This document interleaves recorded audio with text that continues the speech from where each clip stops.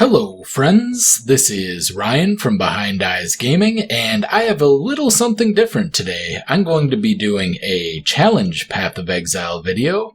After seeing Kripp at Exilecon, I really started thinking about the good old days of PoE, and while I didn't personally start playing until 1.0, I did follow the game while it was in its beta stages. One of the first builds I ever had seen was Kripp's Hardcore Marauder. Seeing the relative power level of his build got me curious about how power creep has really affected the game since then. And I made a decision to try to rebuild this similar character as faithfully as I possibly could with a few constraints. There's going to be no ascendancy, no jewels, no uniques that were released after beta, no special mods like Shaper or Elder items, and only beta skill gems, so no modern skill gems.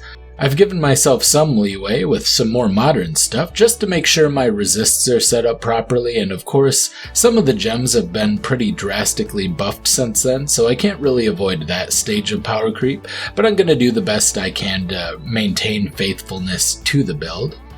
I didn't level at this build because I didn't hate myself enough to do that, a fact that quickly changed the longer I made this video. The build itself is using all the keystones used in Kripp's original build, along with a generally full defense build style, very little offensive power picked up, focusing mainly on every life node I could possibly get. I've picked up Blood Magic, Resolute Technique, Unwavering Stance, and Iron Reflexes. I've also decided to take Mortal Conviction as it allows me to run an aura, and Kripp's original build ran 3 auras because they used to actually reserve flat numbers rather than a percentage. I decided to go with Grace to go with Iron Reflexes. This is something that I needed to tweak in order to reach the 90% physical mitigation that Kripp was able to achieve. For gearing, I opted to use 2 uniques that were available during the beta, Calm's Heart and Abyssus. Calm's Heart has actually been nerfed since the beta, as it used to give 1,000 life. This is mitigated by the fact that you get a lot more life for leveling up in Path of Exile now, so it should roughly even out. For the weapon, I decided to go for a 2-handed mace that had rolls that would have been available at the time, so no tier 1 rolls. Granted, it would have been a top tier item at the time for sure. I did decide to go with a 5-link rather than a 6-link, as Kripp himself only had a 5-link, and 6-links were much harder to get at the time. He was actually running item rarity. I believe his link setup was, item quantity, which was a gem that existed at the time. I think he was running ground slam, faster attacks, added fire damage, and item quantity at the time. My build currently has ground slam, melee physical damage, faster attacks, added fire, and elemental damage with attacks, which used to be called weapon elemental damage, or simply WED to some of the community. The rest of the gear is pretty lenient, as I wanted to make sure to hit my max resist, so I allowed for gear with crafts on them, despite the fact that crafts weren't available in beta. I could have bought items without crafts that were just as good or even better, but it would have cost me a lot more currency than I was willing to spend on this little experiment. I also want to note that my ring is actually an Elder ring, but it doesn't have any Elder mods on it, so I consider it fair game. Alright, so now we decide whether or not we can actually play PoE with this build, and we're going to start off first in Act 10. I ended up going and doing some of the campaign here, and as you can see, it actually deals pretty well with most of the trash mobs for the most part.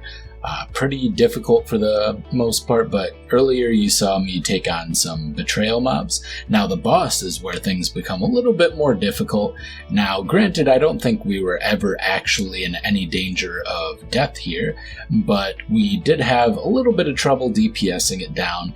The DPS is much weaker than you would expect.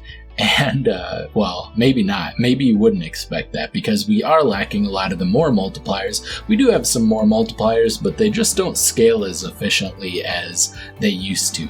We're getting only a little extra fire damage from the added fire to scale with the weapon elemental damage, and that used to be how it is. Now, I also decided to do a Kitava fight just to see what it is, and this is a really long fight, so I sped it up 4 times, so you're going to see this fight really, really fast. It's still going to be very, very slow.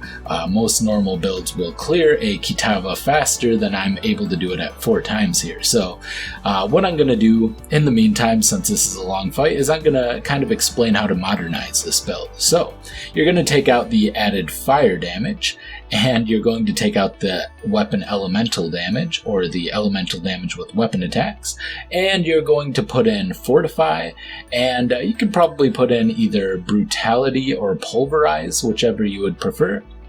I would say Brutality. It's a bigger, more multiplier, and you're not doing any non-physical damage.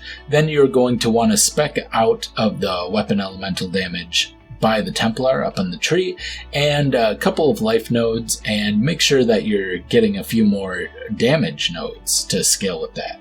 You can also spec out of a few more life nodes and spec into some more endurance charges and actually get your ascendancy. You can either do a Berserker or a Juggernaut. For this particular build, I would recommend a Juggernaut, in which case you're going to want those endurance charges. You'll be able to generate them very, very easily. You'll have a ton more damage. If you can get a 6-link, even better. Now we're actually talking, and you just put in either Brutality or Pulverize, whichever one you didn't put in previously, and that will be enough to actually get you through most of the game here. As you can see, the Kitava fight is actually a pretty fun fight.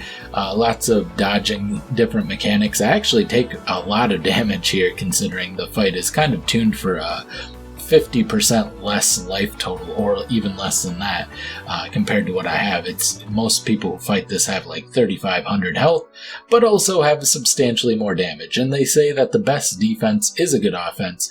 Kind of holds true here when you actually have to engage with Kitava and realize he's capable of knocking you below half health, even if you have about 7k life. Pretty big deal. Now granted, we don't have Fortify, which would drastically help with this. Taking down the heart takes absolutely forever. You got to make sure that you keep your curse up, and if you have the upgraded version of this build, you're going to have a lot easier time.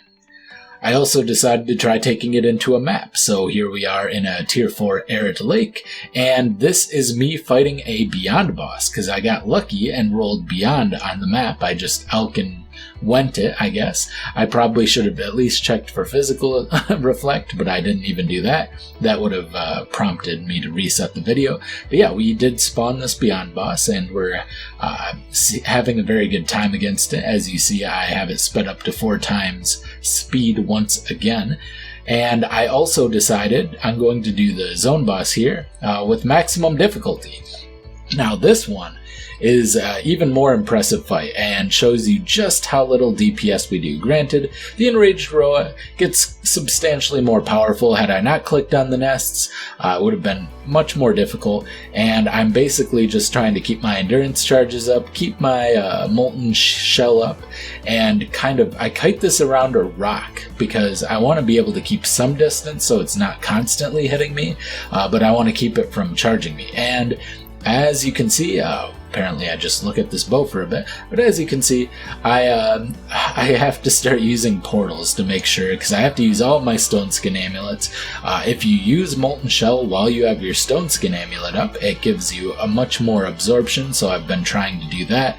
I get like 4,200 absorption without the flask up, and then I get like 7,000 or so with it up. So we're down to 3 portals, and it's not looking good. Now, Kripp's original version actually runs Heavy Strike with Culling Strike, and that was at this moment that I deeply regretted not running this. He ran, I believe it was Heavy Strike, Culling Strike, item quantity, and item rarity, maybe something like that. I don't remember exactly what it was, but he had a Culling Strike set up, and at this point, just to knock it down 20% life takes so long. I deeply regretted not having that Culling Strike set up.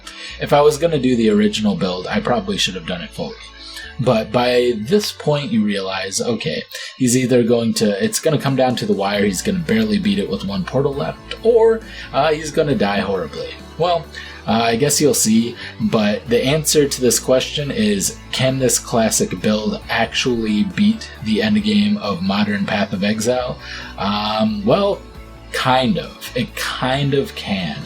Kind of can't. It can definitely tank white maps, at least, at this stage, but it can't DPS them, so that's that. This has been Ryan from Behind Eyes Gaming, and I will see you next time. Bye!